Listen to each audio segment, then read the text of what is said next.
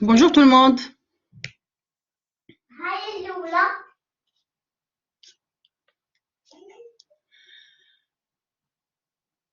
Bonjour. Alors, aujourd'hui, nous allons entamer un nouveau chapitre relatif à un domaine très important de l'action de l'administration, un domaine qui concentre l'essentiel des activités et de l'action administrative et qui regroupe aussi des domaines différents, des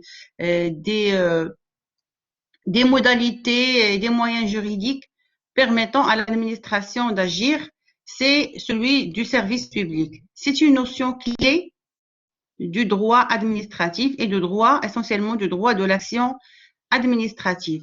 Vu l'importance de cette notion de service public, nous allons d'abord lui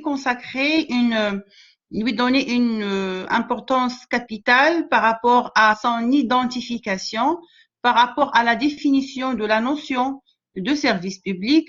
Nous allons nous arrêter un petit peu d'abord sur les contours juridiques qui permettent de définir cette notion, en se référant bien sûr à la jurisprudence et à la doctrine. Et puis après, on va passer à d'autres moyens, d'autres éléments qui nous permettront d'identifier cette notion, les domaines d'intervention des autorités agissant dans le secteur du service public, ainsi que leurs attributions et les moyens juridiques utilisés dans ce sens. Donc, nous allons commencer par une esquisse de définition de cette notion de service public. L'expression ou bien la notion service public désigne deux éléments différents. Ils sont différents, mais ils sont complémentaires pour ne pas songer à une différence par rapport au mécanisme qui regroupe ces deux sens. D'accord? Donc, le service public, c'est une mission et c'est un mode d'organisation. Une mission qui nous renvoie à l'élément matériel et le mode d'organisation qui renvoie aussi à l'élément organique. Tout ça, on va le voir de façon bien précise. Donc, nous avons là deux éléments qui se différencient, mais quand même, ils se complètent. Le service public, c'est une mission qui est une activité d'intérêt général. Ça veut dire que qui dit service public dit une mission, dit une activité, dit un ensemble d'actes, d'actions menés dans un objectif ultime qui est celui de l'intérêt général. Donc, le service public est mis en place pour servir l'intérêt général. C'est ça la première identification, ou bien le premier élément d'identification de la notion de service public. Deuxième élément, on dit que l'expression service public, c'est un mode d'organisation. Donc, le service public est un mode d'organisation. Organisation de quoi? C'est un mode d'organisation des activités et des acteurs. D'accord? Nous avons un ensemble d'activités qui sont assurées par des personnes, par des acteurs, par des institutions. Donc, nous avons là vraiment une panoplie d'intervenants dans le domaine du service public. Ces personnes, c'est cette organisation des activités dans le cadre d'administration. Là, je m'arrête au niveau de l'élément organique, agissent de façon directe ou indirecte à faire prendre en charge ces activités d'intérêt général par des personnes publiques. Donc, nous avons des activités qui sont organisées dans un cadre institutionnel déterminé. C'est l'affaire du service des personnes publiques. Donc là, c'est la définition classique de la notion de service public et qui a une forte connotation juridique. Donc, je disais que les personnes publiques sont chargées d'assurer des missions de service public. Quand on dit les personnes publiques, retenez bien, on est en train de parler des trois personnes morales de droit public qui sont l'État, les collectivités territoriales et les établissements publics. Je crois que nous avons déjà parlé de ça la dernière fois. Donc, pour identifier les personnes morales de droit public par opposition aux personnes morales de droit privé, on parle de l'État, les collectivités territoriales et les établissements publics. Donc, l'État, c'est la personne morale suprême qui fédère toutes les autres personnes morales. Les collectivités territoriales disposent de leur personnalité morale et de leur propre autonomie organisationnelle, financière, administrative et un cadre juridique approprié. Nous avons déjà travaillé sur ces éléments en deuxième semestre, et les établissements publics qui consacrent ce qu'on appelle la décentralisation technique ou bien la décentralisation par service, et qui permet à ces établissements publics donc d'assurer des missions de service public. Ou bien ça peut s'assurer, là je parle de l'organisation du service public par des personnes privées, mais l'action des personnes privées se fait sous le contrôle et sous donc le chapeautement d'une personne publique. Pourquoi? Parce que le service public, généralement, on dit qu'il appartient à une puissance publique qui dispose de la possibilité de le créer, de choisir son mode d'organisation et de gestion et de le faire disparaître. Selon, bien sûr, des circonstances et selon des formalités juridiques qu'on va voir ultérieurement. Mais dans la gestion de certains services publics industriels et commerciaux, la personne publique peut se trouver dans des situations d'incapacité, des situations de dysfonctionnement, de problèmes financiers qui bloquent donc cette autogestion du service public. C'est ce qui pousse les personnes publiques à chercher d'autres partenaires dans le secteur privé. Et là, ça justifie amplement le fait que la plupart des services publics industriels et commerciaux, ce qu'on appelle les SPIC, nous allons définir ces types de services publics. Donc, je disais que la plupart des services publics industriels et commerciaux, notamment au niveau territorial, au niveau communal, sont gérés par des personnes privées. Qui peut me donner quelques cas de services publics industriels et commerciaux au niveau local qui sont gérés par des personnes privées?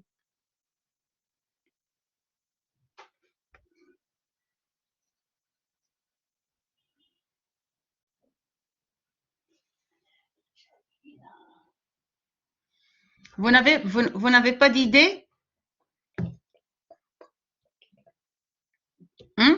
Là, oui, Ben Abou Bakar. Madame, s'il vous plaît, pouvez-vous répéter la question? Je ne l'ai pas entendue. J'ai un problème. Oui, je disais, est-ce que vous avez une idée sur certains services publics locaux qui sont gérés par des personnes privées, qui ne sont pas gérés par l'État, surtout au niveau territorial? Nous avons déjà évoqué cette question en deuxième semestre. Oui, Ousmane. Ousmane, tu as la parole.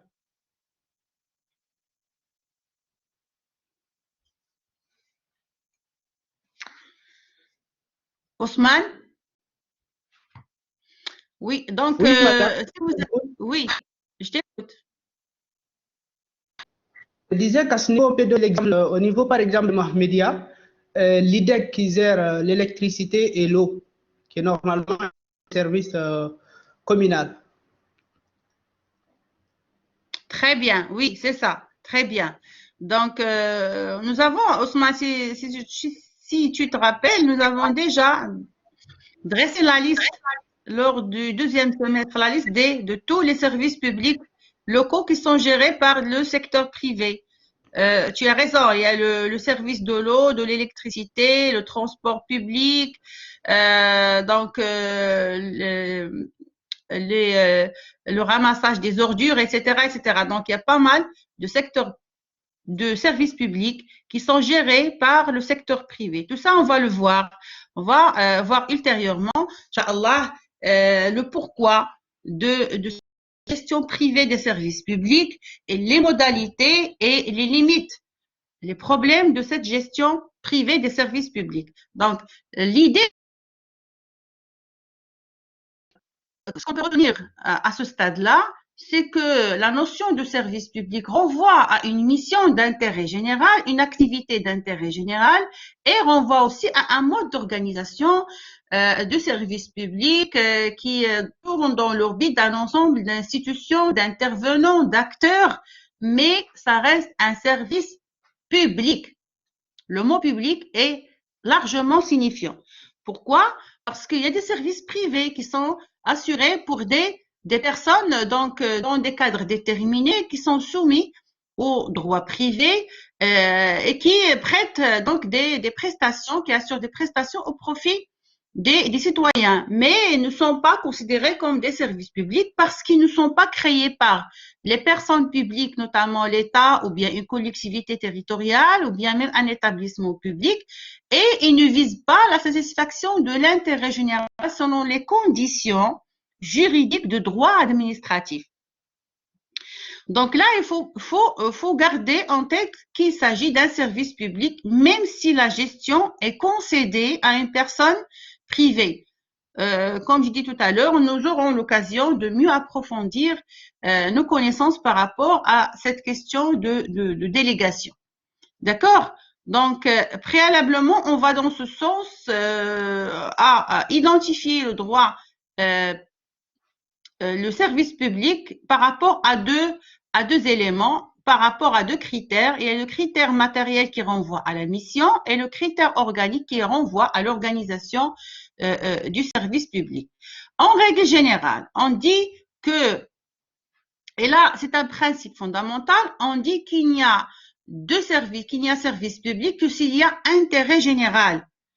D'accord? Donc on dit, il y a plusieurs expressions qui renvoient à cette question de service public, intérêt général. On parle de l'utilité publique, on parle du bien général, bien commun. Donc, il y a pas mal de notions qui tournent. Et là, c'est des notions fondamentales qui ont été largement débattues dans le cadre de controverses doctrinales. Il y a aussi l'influence de la jurisprudence qui a largement introduit, qui a vraiment comblé pas mal de lacunes juridiques concernant donc le cadre qui réglemente les services publics. Elle a posé des principes, je parle de la jurisprudence, elle a posé des principes fondamentaux au niveau de la gestion des services publics, comme par exemple le principe de continuité ou le principe d'égalité, etc. Et la doctrine les a systématisés dans le cadre donc d'un cadre juridique théorique relatif aux droits des services publics. Donc là, on va s'arrêter juste un petit peu pour comprendre cette question d'intérêt général. Parce que, comme vous voyez devant vous, donc l'expression écrite, il n'y a service public que s'il y a intérêt général. Donc, c'est la condition sine qua non d'existence du service public. Vous allez dire qui est l'autorité habilitée à donc dire qu'il y a intérêt général ou non. C'est la puissance publique. D'accord? C'est la puissance publique, c'est l'État, c'est la collectivité territoriale qui garde le droit de créer un service public pour servir un intérêt général. Donc là, on va s'arrêter un petit peu pour comprendre cette notion d'intérêt général. Donc, on dit généralement l'intérêt général, c'est les intérêts. Donc là, c'est au pluriel et non pas au singulier. Nous avons plusieurs intérêts, mais quand même, on les regroupe dans le cadre de l'intérêt de la collectivité dans son ensemble. Donc, les intérêts, valeurs ou objectifs qui sont partagés par l'ensemble des membres d'une société. Nous avons tous besoin d'un service de transport collectif. Et personne ne peut nier donc l'existence de ce besoin. Un besoin collectif en matière d'éclairage. Un besoin collectif pour la collecte des déchets. Là, je vous parle des services élémentaires. Et aussi au niveau national, on a besoin d'avoir un service public de transport, de connexion routière nationale qui permet à tout le monde de se diriger, se déplacer sur le territoire national en toute liberté, en toute tranquillité. Donc, c'est ce besoin partagé par l'ensemble des membres qui permet de dire qu'il y a un intérêt général. Nous n'avons pas tous besoin des terrains de tennis parce que ça reste largement tributaire des moyens. Mais les besoins élémentaires, il y a les besoins secondaires qui constituent des compléments et qui nécessitent vraiment une situation particulière par rapport à certaines classes sociales. Donc, cette notion d'intérêt général correspond aussi à une situation qui procure un bien-être à tous les individus d'une société. Quand on dit le bien-être, on parle de minimum de bien-être. Donc, on parle, parce que le mot bien-être, il varie. Il varie selon, d'abord, la nature de la classe sociale, d'abord par rapport aussi aux besoins, et par rapport à pas mal de choses. Donc, le fait d'avoir une voiture, ça peut être une nécessité pour certains, mais ça peut être donc une chose complémentaire pour d'autres. Donc, ça dépend. Mais quand même, l'autorité publique a la responsabilité. Je dis pas, donc, c'est pas un droit, mais c'est une obligation pour la puissance publique, pour l'État, pour la collectivité territoriale. C'est une obligation et il est obligé de répondre aux besoins collectifs par la mise en place de services publics nécessaires, élémentaires et essentiels pour la vie des individus, des citoyens au sein de leur société. D'accord? Si jamais ces services publics bien font défaut, il y aura des troubles à l'ordre public et vraiment l'État se trouvera dans une situation critique par rapport à sa population. Et ça peut générer ce que vous pouvez imaginer en tant que trouble à l'ordre public. Donc, en politique, en général, on dit l'intérêt général ou l'intérêt public est une notion qui décrit la finalité de l'action de l'État. Et là, je vous renvoie à votre cours de l'introduction à la science politique. Si vous vous rappelez, on a dit que la mission essentielle de l'État, c'est la satisfaction des besoins de la collectivité, ce qui légitime, ce qui justifie le recours de l'État selon, bien sûr, Max Weber, à cette violence légitime. D'accord? Et là, ça nous renvoie à une notion maîtresse, à une notion principale en sciences politiques qui est légitime et qui réglemente cette relation entre les gouvernants et les gouvernés, c'est la notion du contrat social. Un contrat où il y a un engagement mutuel entre l'État, entre les gouvernants et les gouvernés. Donc, les gouvernants s'engagent de satisfaire l'intérêt général et de veiller à ce que les besoins des individus soient satisfaits, de la collectivité, et les gouvernés, en contrepartie, concèdent une bonne partie de leur liberté, de leurs droits, au profit de cette puissance suprême. Et ce qui légitime le recours à cette puissance, à la contrainte légitime qui lui permet donc d'assurer d'exercer la coercition à l'égard de ses assujettis. Donc, on dit généralement que l'intérêt général, il décrit la finalité de l'action de l'État au niveau d'un pays déterminé sans qu'il soit nécessaire d'en définir le contenu exact. Donc, on n'est pas obligé de définir le contenu de cette question d'intérêt général. C'est une notion politique qui a des soubassements et des implications juridiques très importantes et qui met l'État devant des responsabilités, d'accord, par rapport à ses citoyens. Il peut être à la fois la somme des intérêts des particuliers et un intérêt spécifique à la collectivité qui transcende l'intérêt des individus, ça veut dire qui dépasse l'intérêt des individus. Et là, nous sommes devant deux appréhensions de la notion de service public qui sont différentes. Vous avez l'appréhension anglo-saxonne et il y a la conception française de cette notion de service public.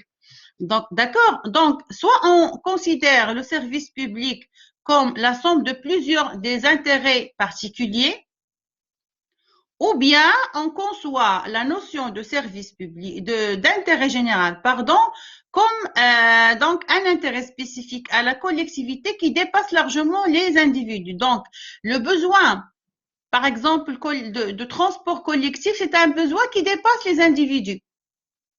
Et s'il y a seulement une poignée de personnes qui ont besoin, ou bien donc des besoins qui concernent juste une petite localité, un groupe qui n'est pas considérable, qui n'est pas important en termes quantitatifs, l'État ou bien la puissance publique peut donc négliger l'existence de cet intérêt général. Donc, ça reste largement tributaire à l'existence d'un groupe, d'une collectivité qui émet ce besoin de ce besoin à caractère général. Donc là, ça va nous mener à faire une distinction entre intérêt général et les intérêts particuliers dans le cadre d'une opposition entre le modèle français et le modèle anglo-saxon. D'accord? Donc, pour le modèle anglo-saxon, on dit généralement que les deux intérêts ne s'opposent pas.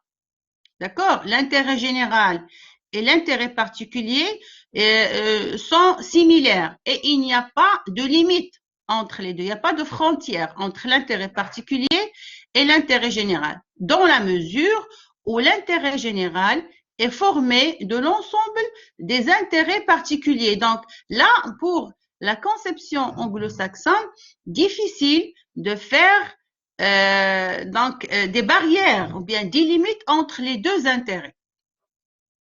Donc, cette expression de confusion entre l'intérêt général et l'intérêt particulier a vu sa première expression en 1776, où c'est l'année où est publié le grand ouvrage d'Adam Smith. Donc, c'est un grand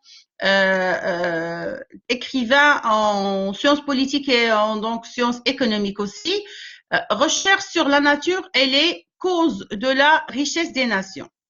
Lui, il considère que le moteur essentiel de toute action individuelle réside dans la volonté d'améliorer son sort. Ça veut dire tout simplement que vous et moi, on travaille, vous faites vos études, donc on met la vie au long et au large pour améliorer notre condition. Donc, c'est pour améliorer le sort de l'individu.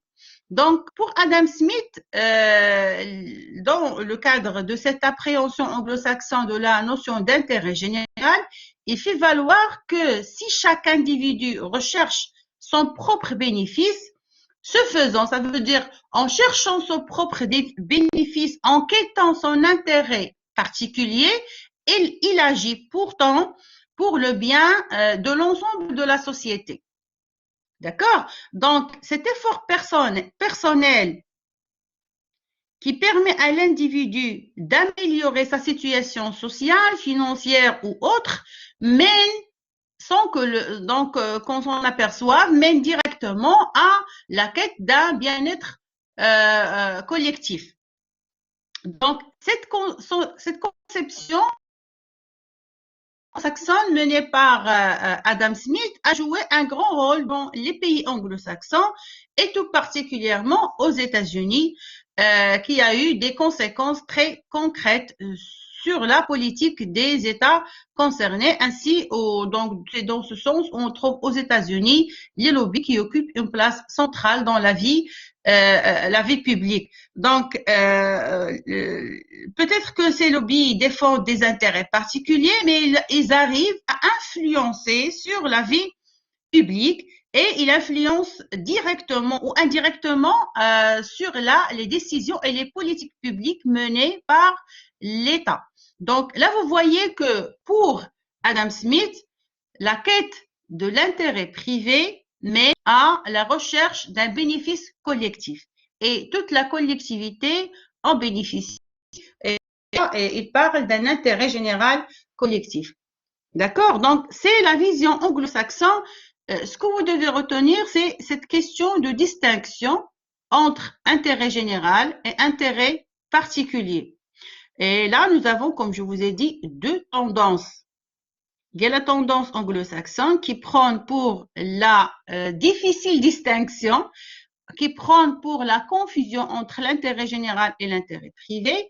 Et nous allons voir donc après la conception française qui va vers une vision tout à fait différente.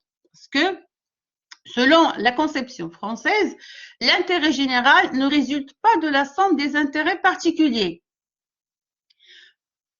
Moi, j'ai besoin d'une chose, alors que vous n'avez pas ce besoin-là. Mais quand même, parce que la puissance publique juge que la collectivité, abstraction faite des individus, abstraction faite des envies des uns et des autres, mais ça reste un besoin exprimé par la collectivité et pour l'intérêt de la collectivité. Donc, l'intérêt général ne résulte pas de la somme des intérêts particuliers. Au contraire, la manifestation de ces derniers ne peuvent que nuire à l'intérêt général qui, dépassant chaque individu, de la volonté de la collectivité des citoyens en tant que telle. Cette vision, elle est aussi défendable dans la mesure où, au sein d'une collectivité, il peut y avoir une bonne majorité qui a besoin d'une prestation, alors qu'une minorité n'en a pas besoin. Peut-être qu'elle a les moyens de se faire satisfaire autrement, ou bien elle n'a pas tout simplement besoin de cette prestation. Des personnes, par exemple, qui n'utilisent pas le transport public, peut-être qu'ils seront froids par rapport à la mise en place de ce service. Mais là, la collectivité, le grand nombre, il a besoin. Donc, ça reste largement tributaire de besoins collectifs et non pas des envies et des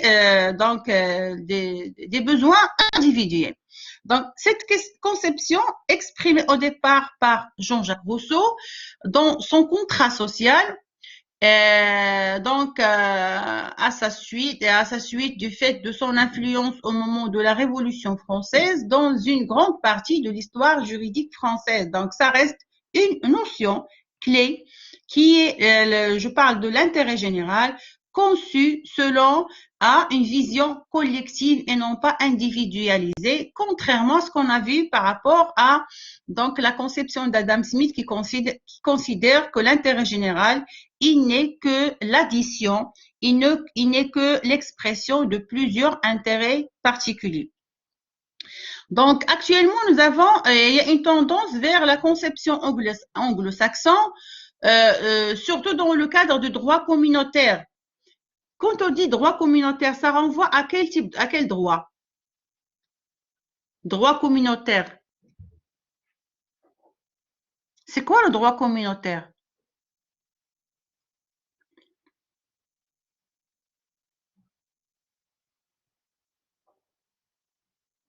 Vous n'avez aucune idée? Oui, Shaima.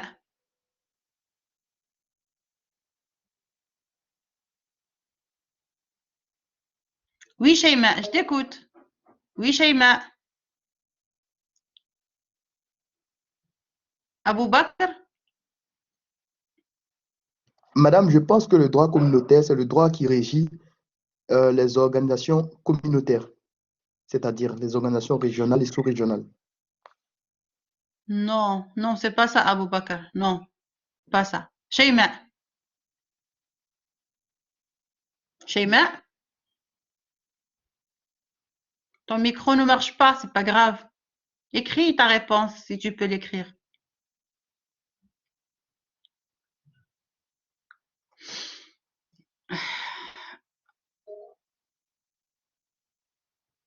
Oui, Shaima.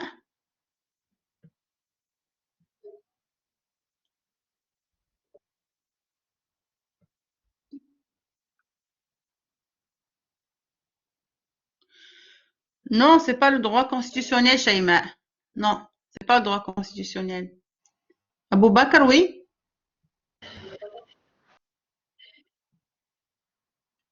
Oui, Abou Bakr, je t'écoute.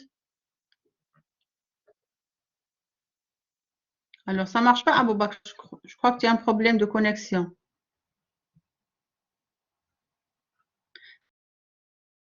Bon, je disais que le droit communautaire, c'est le droit appliqué à l'Union. Amir,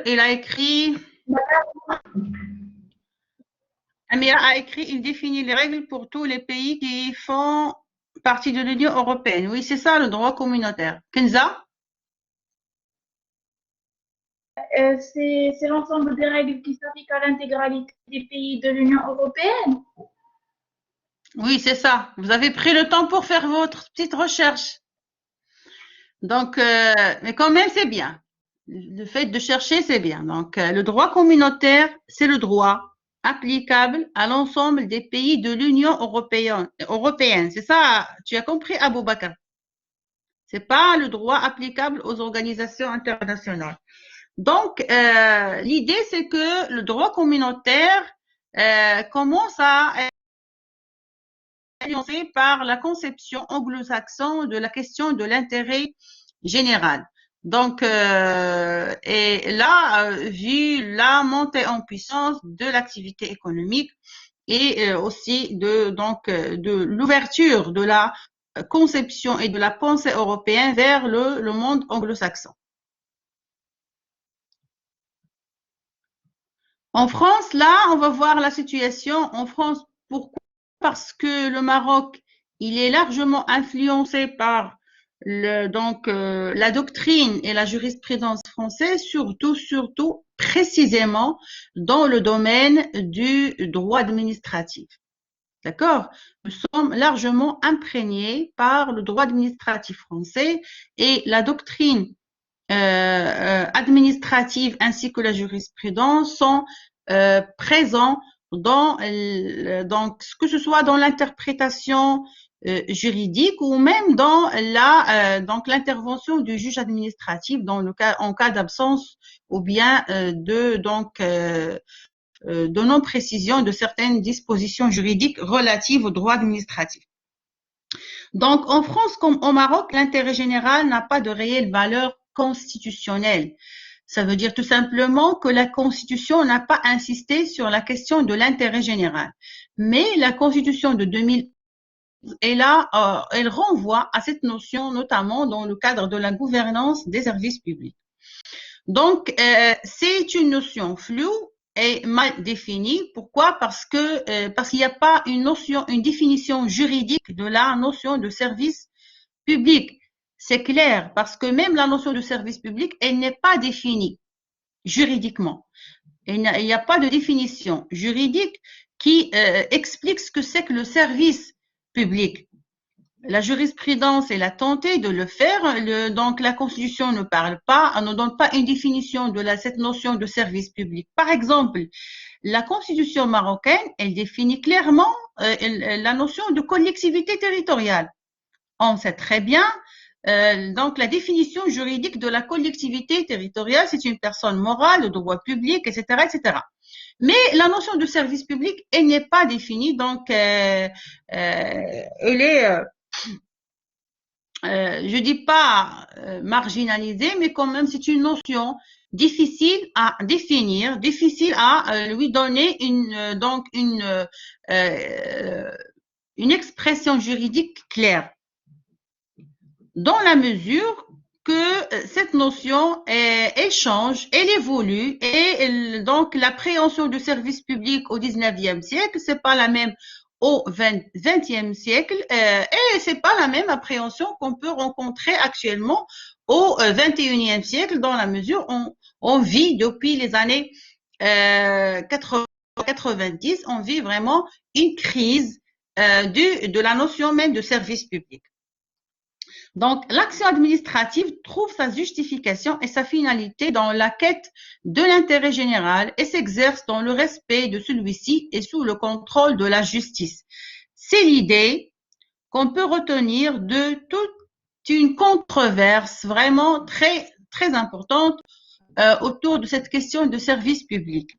Donc, et de l'intérêt général. Donc, on peut dire généralement que l'activité de l'administration, l'action administrative, trouve son importance, son essence, sa justification et même sa finalité dans la recherche de l'intérêt général. C'est l'idée qui a poussé Jean-Jacques Rousseau à parler d'un intérêt général collectif et non pas individualisé. D'accord? Et l'État agit à travers l'administration et donc cette action permet aux autorités publiques de prendre plusieurs mesures, de créer des services publics, mettre en place les moyens nécessaires, que ce soit les moyens humains, les moyens financiers et aussi les moyens juridiques pour que l'intérêt général soit satisfait et pour que les citoyens trouvent leur satisfaction à travers les prestations allouées au niveau des services publics. Après, on va s'arrêter un petit peu sur cette question de satisfaction de l'intérêt général et voir comment est-ce que les citoyens peuvent contester la rentabilité ou bien même la qualité de service public mis en place par la puissance publique.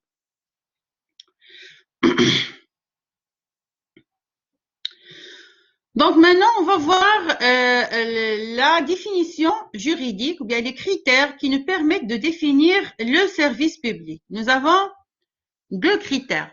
Le critère organique, j'ai déjà effleuré cette question de définition du service public. Il y a le critère organique qui nous permet d'identifier le service public par rapport à l'élément institutionnel. Ça veut dire le service public, c'est une institution avec le personnel, avec ses moyens, avec donc les moyens matériels, etc. Voire son monopole. Pourquoi? Parce que il y a certains services publics qui sont gérés, qui sont monopolisés par la puissance publique. On va revenir à cette question tout à l'heure. On parle ainsi du service public de l'éducation nationale, de la justice, de la défense, des postes, donc les services publics administratifs, etc. Et il y a le sens matériel, ça veut dire le sens qui renvoie, selon René Chaput, à l'activité, ça veut dire à la mission. On a parlé tout à l'heure à la mission. Donc, le service public a une mission d'intérêt général. Il est créé pour satisfaire un besoin d'intérêt général. Donc, pour René Chaput, le service public est une activité d'intérêt général assurée ou assumée par l'administration. Donc, assurée, ça veut dire que la responsabilité du fonctionnement du service public revient à l'État, ou bien assumée selon par rapport à la responsabilité même de l'administration pour créer le service public et le faire fonctionner. Quand René Chaput parle de l'administration, il parle de l'administration en général. On parle même de l'administration avec un majuscule. L'administration, quelles sont les autorités qui peuvent, qui renvoient à cette notion d'administration, qui incarnent l'administration, d'après vous? Quand on dit administration, ça nous interpelle quoi?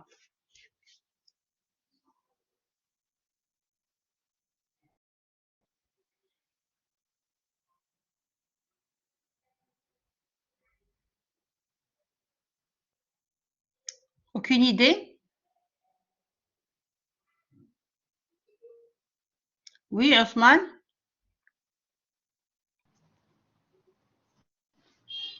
Alors, quand on parle de l'administration, dans ce sens, je pense qu'il s'agit de l'État, ensuite les collectivités locales ou territoriales et également les établissements publics.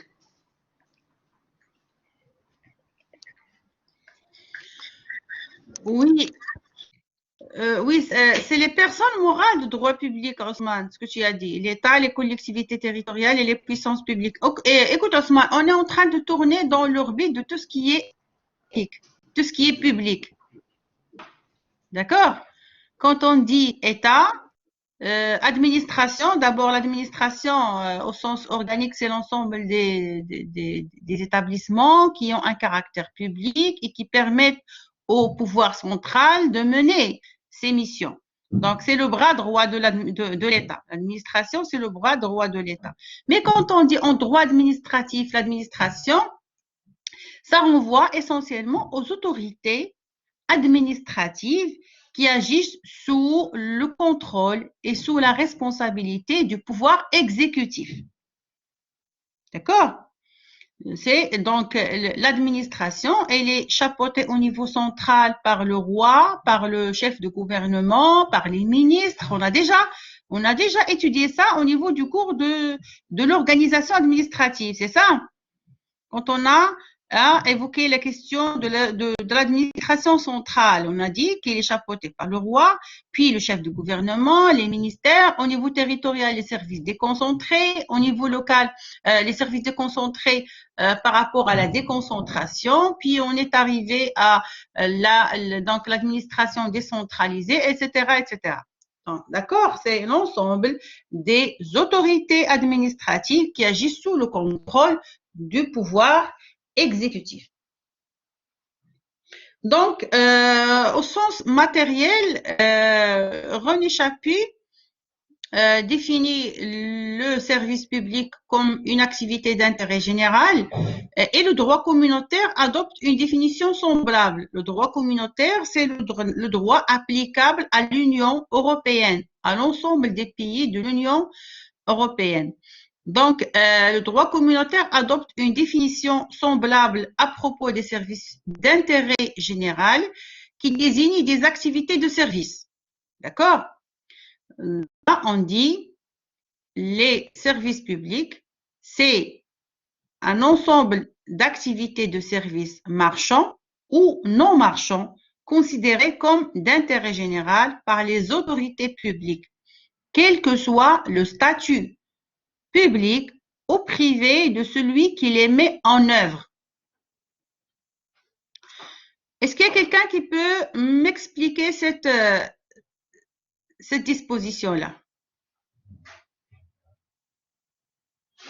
Si vous avez compris, sinon, dites-le.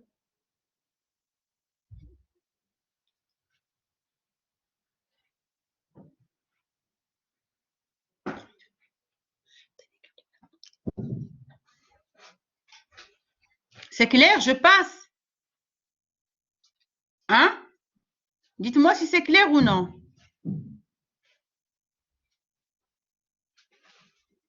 Qu'est-ce que tu veux, Kenza, que je répète? La question ou bien la phrase que vous avez devant vous? La question. Est-ce que vous avez compris? Qu'est-ce que vous avez compris d'après l'explication que vous avez concernant la définition de la notion de service public? Donc, selon le droit communautaire, oui, Shaima.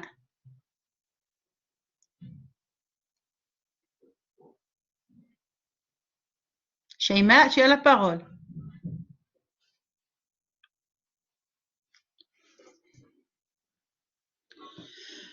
Alors, je m'explique.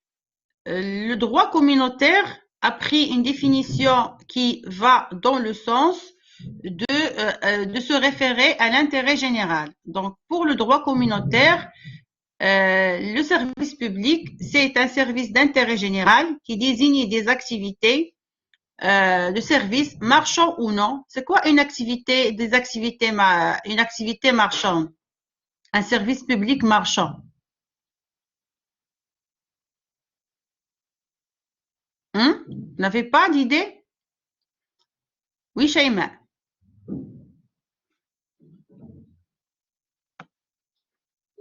Abou Bakr, tu as une idée? Madame, ce sont des activités qui ne sont pas gratuites. Très bien. C'est les activités industrielles commercial prestataire de service où le bénéficiaire du service est appelé à payer le prix de la prestation ou bien donc participer au paiement du prix de la prestation selon la nature du mode de gestion du service public. Donc, pour lui, il doit y avoir, pour le droit communautaire, il doit y avoir cette question d'intérêt général, que ce soit pour les services marchands ou bien les services non marchands. Les services non marchands, c'est ce qu'on appelle les SPA. On va revenir à cette question, où l'administration assure des services publics administratifs. Et c'est là où parfois la doctrine et même la jurisprudence renvoient à la question de la gratuité du service public. Autre chose, c'est que selon le droit communautaire, le service public est considéré comme tel, quel que soit le statut de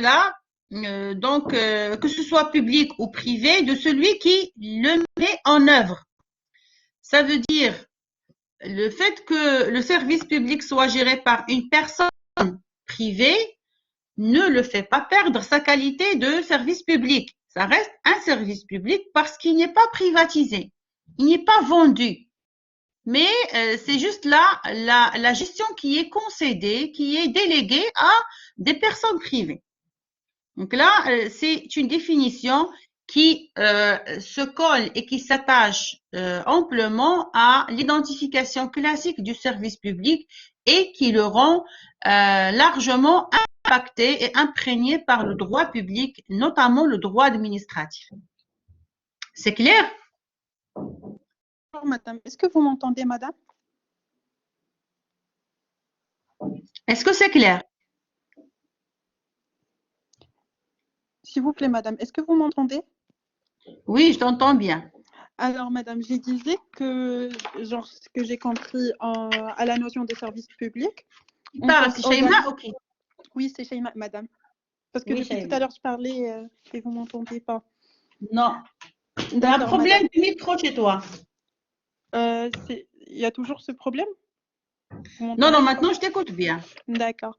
Alors, madame, je vous disais, en sens organique, le service public est caractérisé par son organisation personnelle, bien matérielle, et cette institution monopolise le service public qui est chargé de la loi monopole, de la législation, de juridiction et de sanctions.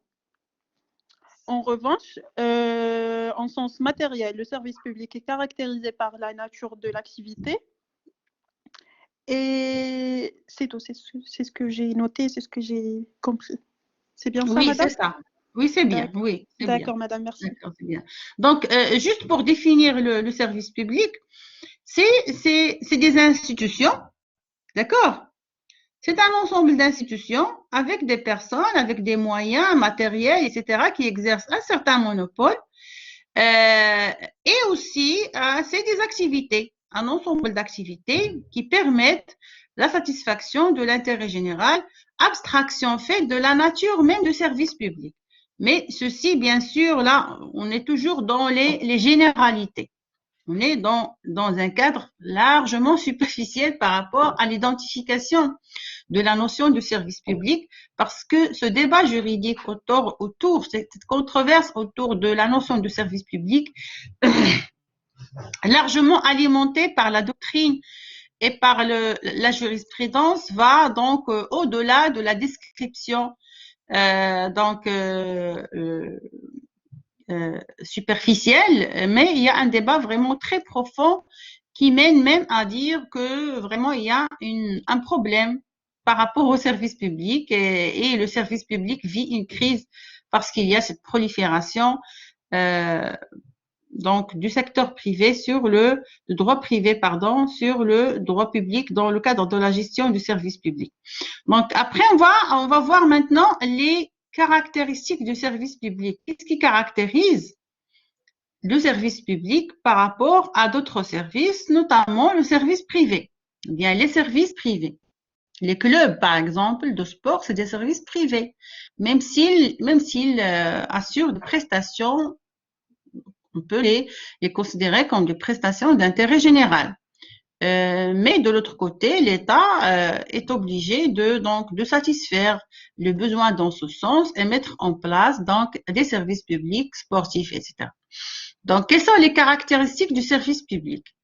D'abord, parmi la première caractéristique, c'est qu'il doit avant tout satisfaire l'intérêt général. Et donc, ne pas recourir aux exigences de rentabilité ou bien donc de profit. À la différence du secteur privé où les entreprises quêtent le profit. Donc là, c'est ça la première caractéristique. On dit que le service public, c'est un service d'intérêt général, un service qui ne cherche pas la rentabilité parce que c'est le secteur public et non pas le secteur privé, et il ne cherche pas le profit. Là, c'est une caractéristique largement nuancée qui prête vraiment au débat, et vous allez dire que c'est faux, peut-être, parce que le service public actuellement, quand on parle des services publics marchands, comme l'a bien précisé votre collègue, les services publics marchands, c'est des services publics qui quêtent le profit, surtout avec l'implication considérable, très importante du secteur privé dans la gestion des services publics. Donc là, difficile de s'appuyer uniquement sur cette caractéristique pour identifier le service public. Peut-être c'est vrai pour les services publics administratifs, mais pour les services publics marchands, difficile de s'appuyer uniquement sur cette, comme j'ai dit, sur cet élément pour dire que voilà, c'est le service public. Deuxième caractéristique, c'est qu'il doit être rattaché à une personne publique. Le service public doit être rattaché à une personne publique. Traditionnellement, l'activité d'intérêt général devait être sous contrôle d'une administration. Mais ça a été admis donc dans le cadre de la gestion privée du service public. Retenez bien une question très importante. Quand on dit service public, vous avez le mot public qui est déterminant et qui met le cadre juridique du service public au cœur du droit administratif. Et comme vous savez, le droit public, il tourne autour du droit, donc le droit administratif. Le droit administratif, c'est une matière très, très importante, une discipline pivot du droit public. Et même certains publicistes qui sont jaloux de leur discipline disent que le droit public, c'est d'abord le droit administratif. Donc, c'est quelque chose à débattre, mais quand même, le mot public renvoie au régime juridique applicable au droit administratif. Mais ça renvoie avant tout à la personne de rattachement, à l'autorité de rattachement. Donc, un service public est rattaché à une personne publique. Quand on dit un service public est rattaché à une personne publique, ça explique quoi? Qu'est-ce que vous comprenez donc à travers cette question-là?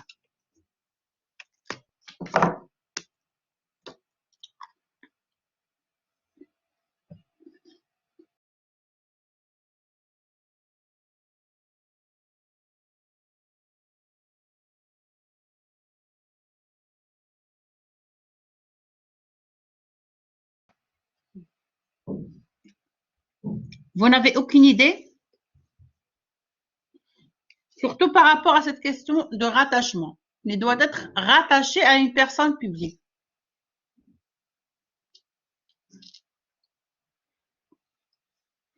Ça veut dire tout simplement que le service public, oui, Osman?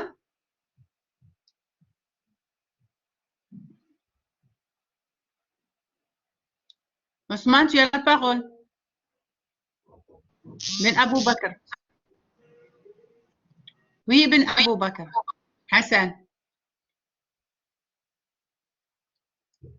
Oui, Hassan, tu as la parole. Il paraît qu'il y a un problème de micro. Je pense que cette phrase signifie que les services publics doivent être sous la tutelle d'une personne publique, c'est-à-dire avoir pour supérieur hiérarchique une personne publique. Très bien, Hassan. Donc, il y a la question de la tutelle déterminante. C'est un élément déterminant du rattachement du service public à une personne publique, pour dire que c'est un service public. Il doit être soumis à la tutelle, au contrôle d'une personne publique. Mais avant, Hassan, avant la tutelle, le rattachement du service public à une personne publique concerne d'abord la création du service public. D'accord? Un service public ne peut être créé que par une personne publique. C'est ça, c'est un principe fondamental. Ce qui met cette question de service public au cœur même du droit public. Donc, la création. Qui a le droit de créer le service public? C'est la personne publique. Que ce soit à travers le cadre juridique applicable ou bien à travers la jurisprudence ou même la doctrine qui appuie cette question, mais pour dire que le service, il est public, donc il doit être créé par un service public. Selon quelle considération la personne publique peut créer un service public? C'est selon son pouvoir d'appréciation par rapport à la situation.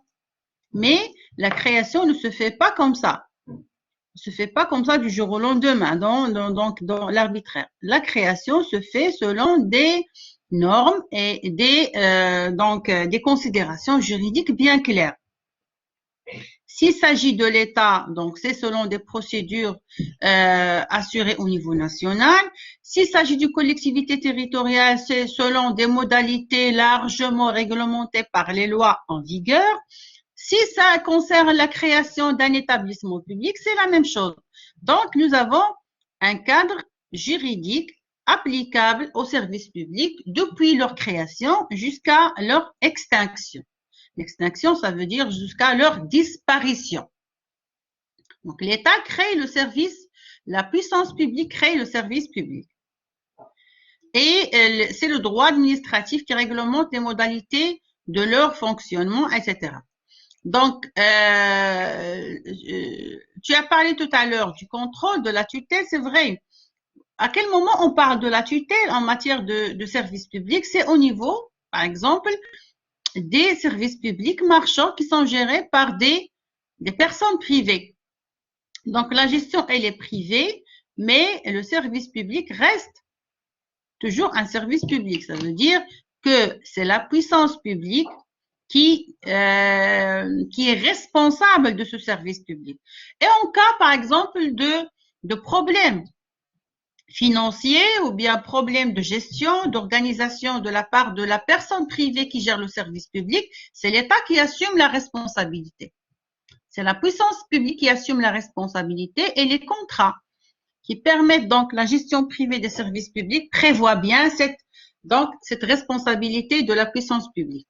Troisième critère, donc, il doit se soumettre à un régime juridique de droit public, c'est ce que j'ai dit tout à l'heure. Donc, cette caractéristique complète les deux premières et peut parfois aider à les dévoiler, donc à les faire connaître. Là, je parle de la première caractéristique, ça veut dire la quête de l'intérêt général et non pas de la rentabilité économique. Et la deuxième caractéristique, c'est son rattachement à une personne publique. Donc, puisqu'il est créé par la personne publique pour satisfaire l'intérêt général, ça implique ipso facto sa soumission à un régime juridique de droit public qui est le droit administratif. D'accord? Donc, quand je dis le droit administratif, ça veut pas dire il n'y a que le droit administratif. D'accord? Il n'y a pas que le droit administratif. Dans le domaine du service public, il y a le droit administratif qui est considéré comme la discipline mère, mais il y a aussi le droit civil, le droit pénal, le droit social, etc.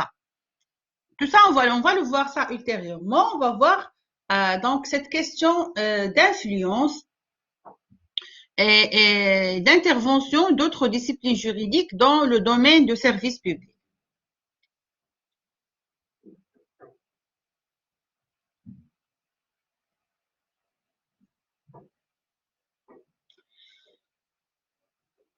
Donc, pour compléter ce que nous sommes en train de discuter concernant la définition de service public, on peut dire généralement que les services publics obéissent à des règles strictes. Et là, je parle de règles juridiques, que ce soit au niveau de leur création ou bien au niveau de leur fonctionnement. C'est ce que je vous ai dit tout à l'heure, parce que pour que le service soit créé, il est soumis à des normes précises. Et pour donc fonctionner, il ne fonctionne pas comme ça dans l'anarchie au hasard, mais il fonctionne selon des normes juridiques bien précises.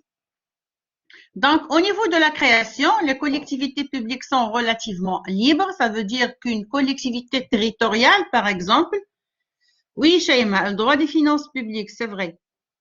Les collectivités territoriales, si on prend juste le cas de collectivités territoriales, elles sont libres de créer les services publics. Rien n'oblige une collectivité territoriale à créer un service public. Mais, je parle d'une obligation juridique claire.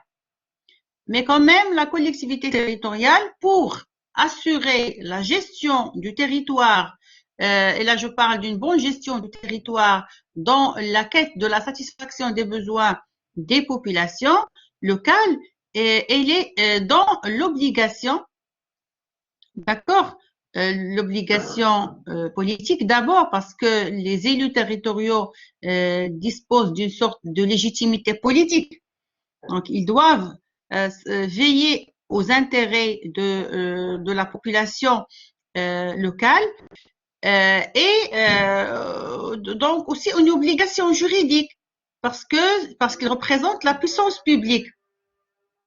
Donc, le législateur a dressé une liste de services publics locaux qui relèvent de la compétence des attributions propres des collectivités territoriales, notamment les communes.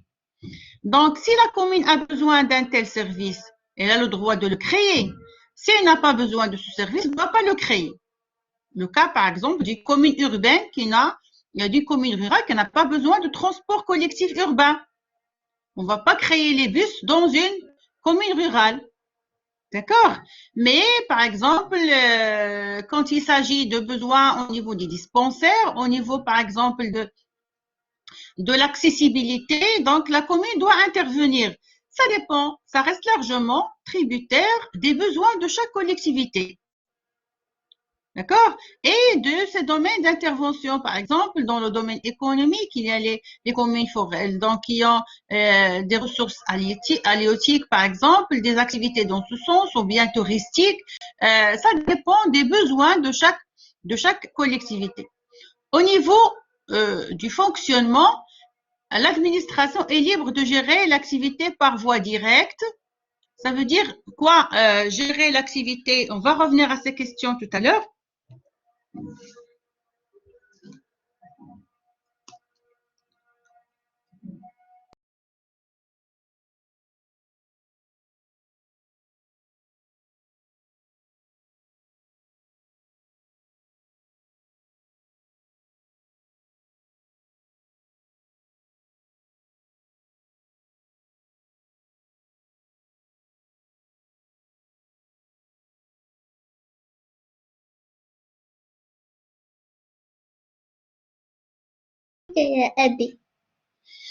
Alors, je disais que la collectivité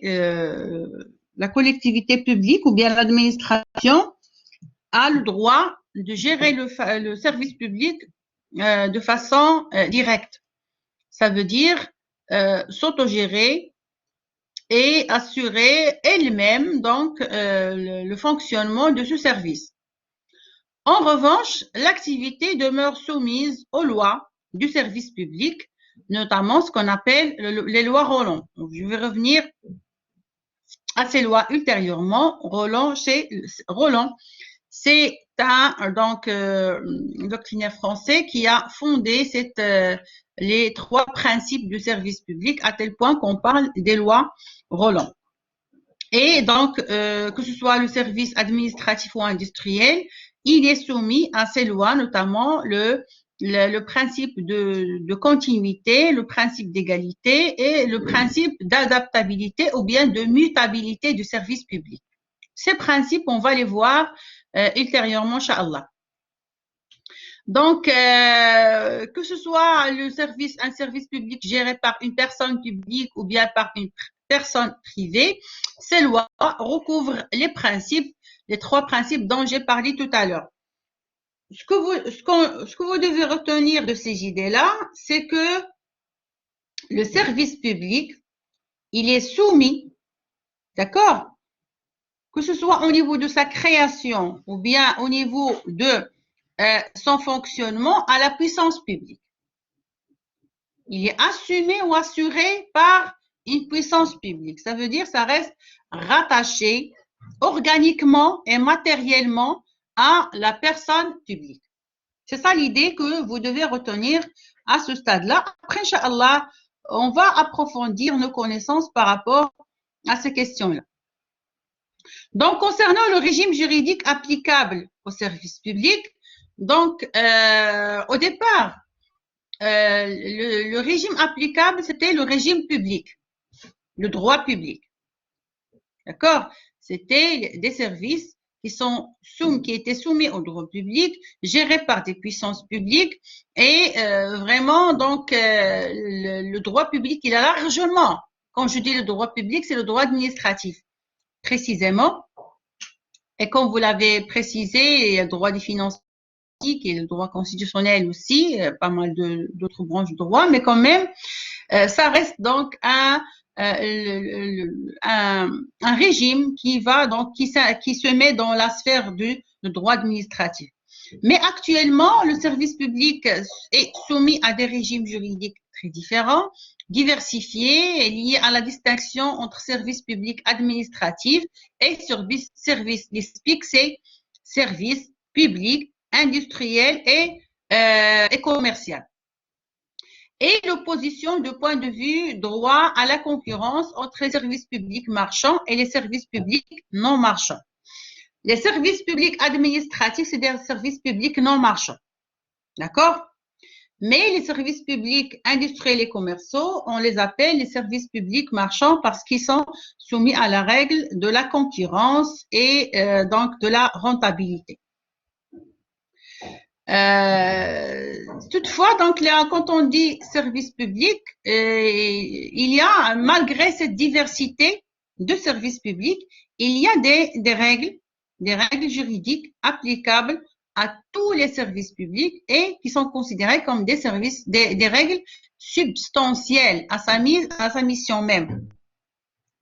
On s'est référé tout à l'heure, on a parlé de l'intérêt général. Donc là, c'est une condition sine qua non, c'est une condition fondamentale de l'existence de services publics.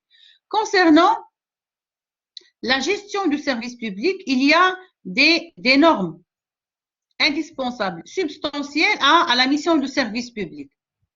Donc, un bloc juridique commun qui est destiné à garantir les droits des utilisateurs du service public. Quand on parle de l'égalité devant le service public, c'est un principe fondamental. Plus que l'égalité, il y a la continuité du service public.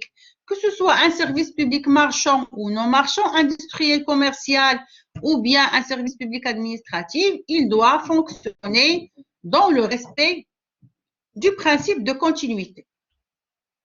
Donc là, c'est juste pour vous éclaircir par rapport au régime juridique applicable, mais nous aurons l'occasion de voir la nature du régime et est-ce qu'on peut parler du régime au singulier ou bien des régimes de service, des régimes applicables au service public. Donc, concernant les catégories du service public, nous avons 2 grandes catégories. Je l'ai déjà évoqué tout à l'heure. Donc, il y a les services publics administratifs, ce qu'on appelle les SPA, et il y a les services publics industriels et commerciaux, les SPIC. Donc, que ce soit service public administratif ou bien service public industriel et commercial, ça reste un service créé par une personne publique. C'est ça le plus important. Mais on va voir que nous avons plusieurs critères qui nous permettent de distinguer les deux types de services publics. D'abord par rapport à leur mission et deuxièmement par rapport à leur nature. Et aussi par rapport au troisièmement juridique applicable. Donc, parmi les critères qui nous permettront de faire la distinction entre le service public, le SPIC et le SPA, d'accord? C'est quoi un SPIC? C'est un service public industriel et commercial. Ça veut dire un service public qui assure une prestation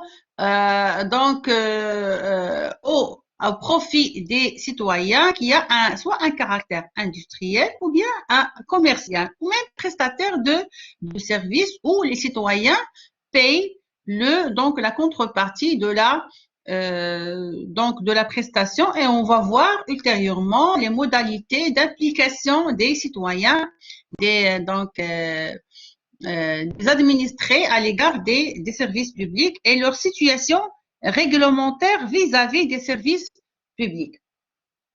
Donc, on va essayer de définir le critère, donc le service public selon certains critères dégagés par la jurisprudence. D'accord? Mais toujours dans le cadre de la distinction entre un service public administratif et un service public industriel et commercial.